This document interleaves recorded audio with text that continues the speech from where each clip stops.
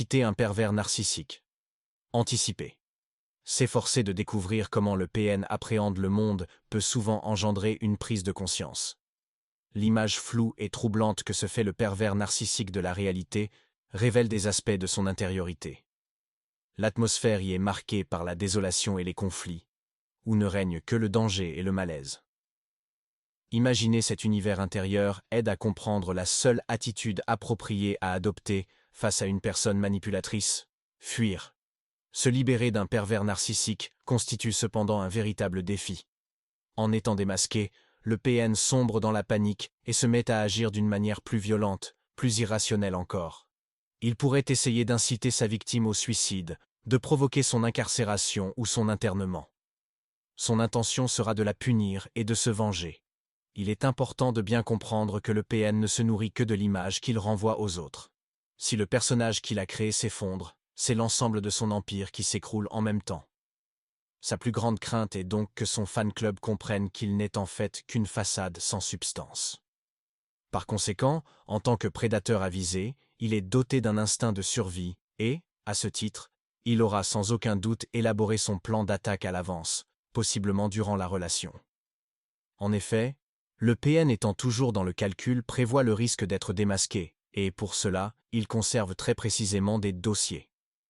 Il s'en servira alors pour humilier sa victime ou lui faire du chantage lorsque celle-ci tentera de lui échapper. Aucun détail ne sera négligé. Tout ce que la victime aura exprimé ou réalisé dans le cadre de la relation pourra être utilisé contre elle. Le PN sera capable de retirer ces faits de leur contexte et de les déformer, avec pour objectif de discréditer sa victime et de lui causer du tort. Il continuera à semer le doute et la culpabilité chez sa victime, et l'inondera de remarques dévalorisantes pour éroder son estime de soi. Son approche auprès de la victime, de l'entourage et des autorités consistera à modifier les positions et à faire passer l'autre pour l'agresseur. Lorsqu'un PN est rejeté, il cherche également à manipuler toutes les personnes autour de sa victime sans ressentir le moindre remords, que ce soit dans le but de récupérer la personne ou de se venger quand il réalise que tout est perdu. Il faut en effet que la victime veille à garder le contact avec ses amis et ses proches, car le PN essaiera d'exploiter ses relations pour lui nuire et tenter de l'influencer.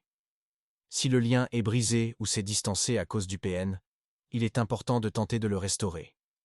Si les PN cherchent à isoler leurs victimes, c'est parce qu'ils comprennent intuitivement qu'une personne bien entourée est plus résiliente et est capable de demander de l'aide si nécessaire, ce qui représente une menace pour leur contrôle.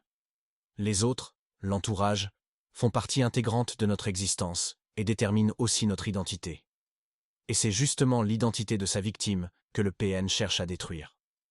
Il est essentiel que la victime maintienne donc ses relations avec ses proches et fasse preuve de prudence face aux mensonges répandus par le PN. Il est fondamental d'annoncer aux amis et collègues l'intention de clore la relation, tout en les mettant en garde contre les éventuelles manipulations du PN. Il convient de noter que, malgré tout, quelques individus se laisseront prendre par les stratagèmes du PN et succomberont à manipulation. En effet, son habileté à susciter la pitié est impressionnante et il n'hésitera pas à exploiter tous ceux qui l'entourent, qu'il s'agisse d'enfants, de proches, de collègues ou de professionnels, enquêteurs sociaux, psychologues, gendarmes, juges, professeurs des enfants, pour anéantir celui qui lui inflige l'outrage de le délaisser. La victime devra donc s'efforcer de rester en contact avec ses proches et intervenants pour ne pas lui laisser gagner trop du terrain. Il est aussi important qu'elle veille à ce que les mensonges du PN ne prennent pas racine dans les esprits. Il se peut très bien que le PN cherche à convaincre que c'est lui qui a choisi de se séparer, en arguant qu'il était malheureux, en proie à des violences psychologiques, humilié ou victime de violences physiques.